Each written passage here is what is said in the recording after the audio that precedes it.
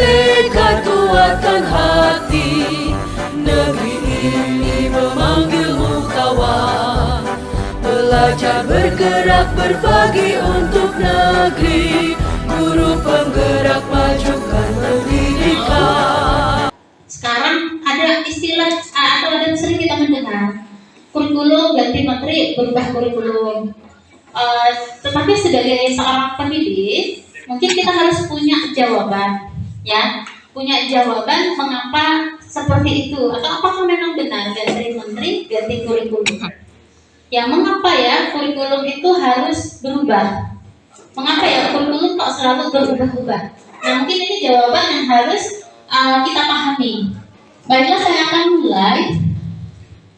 Kurikulum itu apa sebenarnya?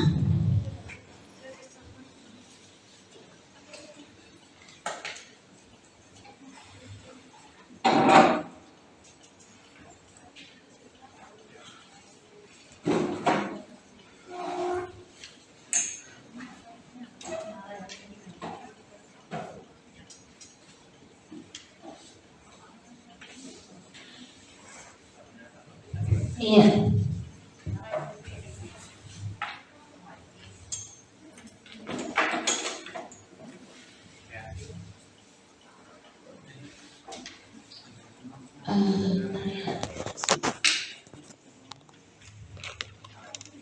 Selain suaranya, oke. Apa itu kurikulum? Jadi kurikulum itu adalah pedoman penyelenggaraan kegiatan pembelajaran untuk mencapai tujuan pendidikan. Jadi pedoman penyelenggaraan kegiatan pembelajaran. Jadi otomatis ini sangat berkaitan dengan kita. Selanjutnya, mengapa kurikulum itu berubah-ubah? Jawabannya itu sebenarnya seperti ini. Murid yang kita hadapi itu berbeda. Kalau dulu sumber pembelajaran itu hanya guru, jadi informasi itu hanya didapat dari guru, sehingga cenderung murid itu kalau guru mengajar dia akan mendengarkan dengan seksama. Kenapa? Karena dia baru dengar. Makanya murid dulu itu kalau guru ngajar dia akan cenderung mendengar, karena memang dia nggak ada dapat informasi itu dari yang lain. Informasinya itu hanya dari guru. Tetapi berbeda dengan zaman sekarang. Murid yang kita hadapi sekarang itu berbeda zamannya dengan keadaan kita dulu. Oleh sebab itulah kurikulum itu dia berubah mengikuti keadaan zaman, karakteristik dan lingkungan murid. Jadi jawabannya itu sebenarnya bukan karena menterinya, tetapi kurikulum itu bukan diputuskan oleh menterinya juga, tetapi berdasarkan analisis dan telaah oleh para ahli selama 10 tahun seperti itu. Mengapa kurikulum perlu diubah? Karena murid hidup pada zaman dan keadaan yang sudah berbeda. Itu jawabannya. Keadaan kalau dulu mungkin informasi itu hanya dapat dari buku dan dari guru. Kalau sekarang mereka sudah dapat informasi dari HP Android mereka. Jadi pengetahuan mereka juga berbeda. Cara belajar mereka juga berbeda. Jadi kompetensi apa sih yang diperlukan saat ini, yang diperlukan oleh murid kita? Kurikulum seperti apa yang mestinya kita gunakan? Jadi sebenarnya kurikulum itu berbicara apa yang akan kita lakukan di dalam pembelajaran kita, di dalam sekolah kita. Mestinya itu tidak sama, tidak yang sama dari dulu sekarang harus sama, tetapi itu harusnya dinamis dan berubah. Kemudian 4 komponen dalam kurikulum. Ada tujuan, ada isinya, metode dan cara, dan ada evaluasi.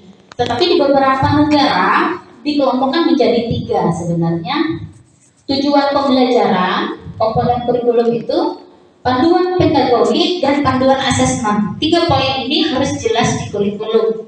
Jadi tujuan pembelajaran kita itu apa, kemudian kontennya itu apa saja,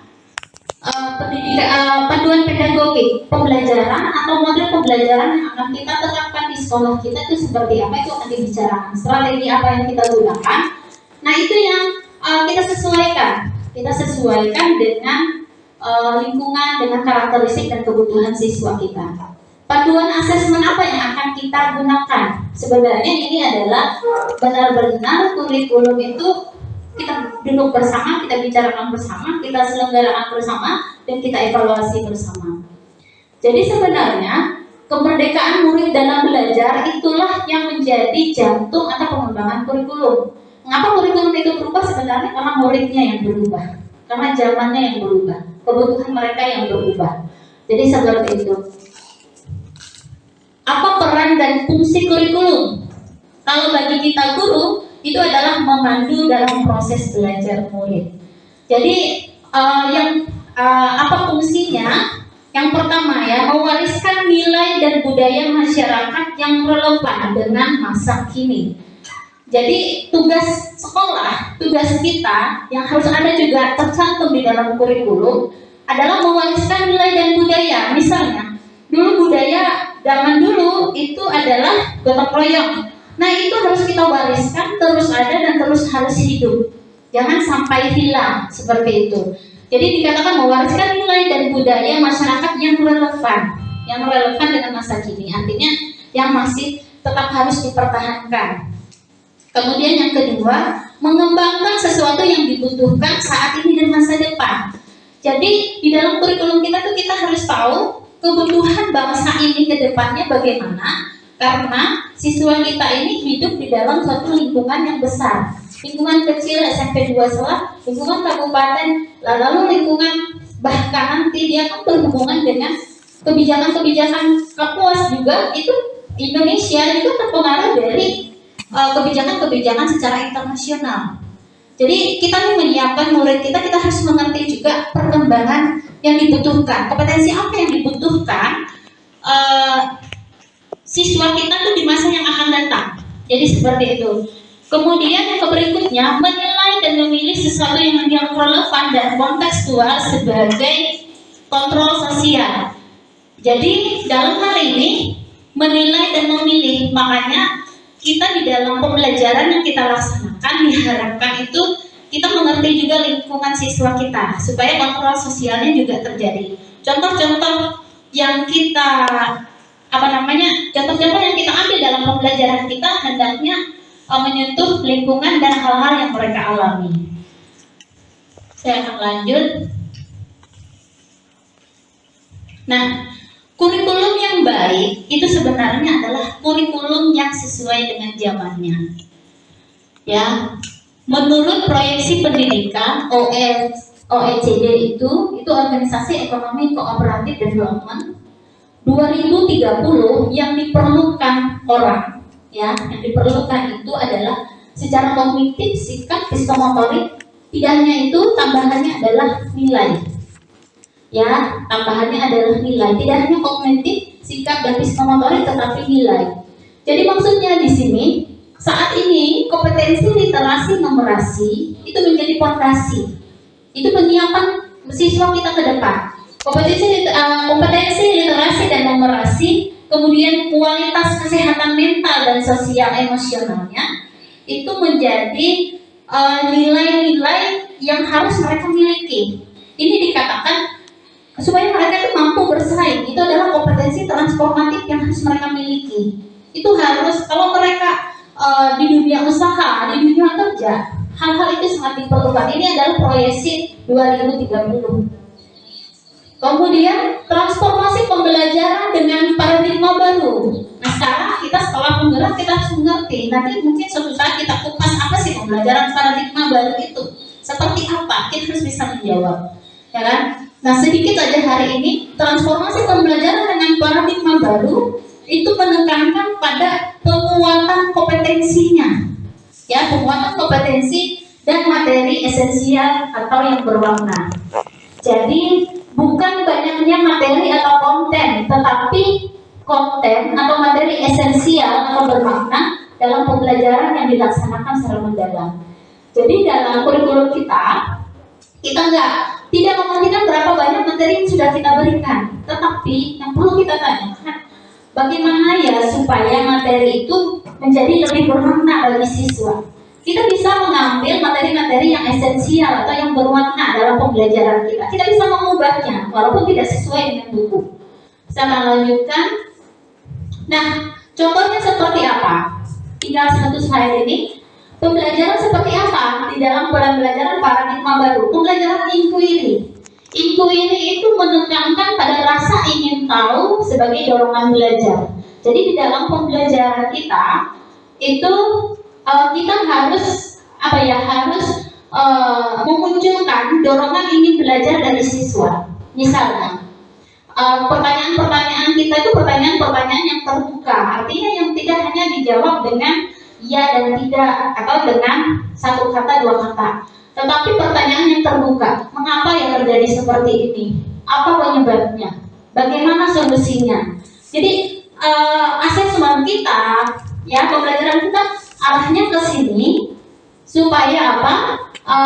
Ini pembelajaran inquiry. Siklusnya seperti apa? Jadi pembelajaran inquiry tadi menekankan pada rasa ingin tahu sebagai dorongan belajar pada siswa. Itu harus kita munculkan. Siklusnya ada beberapa.